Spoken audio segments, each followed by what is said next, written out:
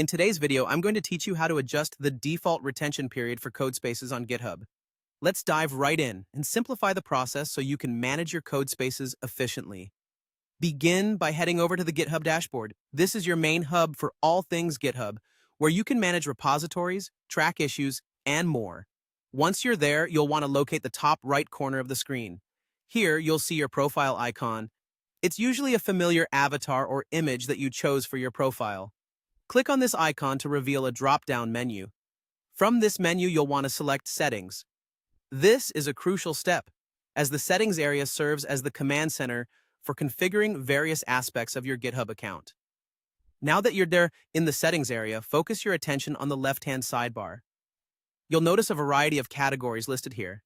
Look specifically for Code Spaces. If you don't see it immediately, take a moment to scroll through and click on Code Spaces. This will ensure you're in the correct section. Once you're in the Code Spaces area, you're looking for something titled Default Retention Period.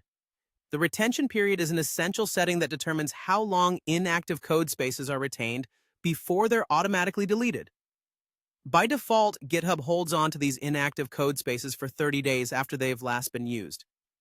However, you might want to adjust this period based on your project's needs. A shorter retention time is often useful if you're working on many projects and want to manage your storage more effectively, or if your code spaces contain sensitive information that you prefer not to linger for too long. Now, when you locate the default retention period, you can set the number of days that best fit your needs. Keep in mind the default maximum is 30 days. If a shorter time frame suits your workflow better, input your preferred number of days. By setting this number, you can ensure that your inactive code spaces are efficiently managed and deleted, helping to keep your GitHub workspace uncluttered. After you've carefully entered the retention period that makes the most sense for you and your projects, remember to save your changes. Simply click the Save button to apply your new retention settings. That's all there is to it.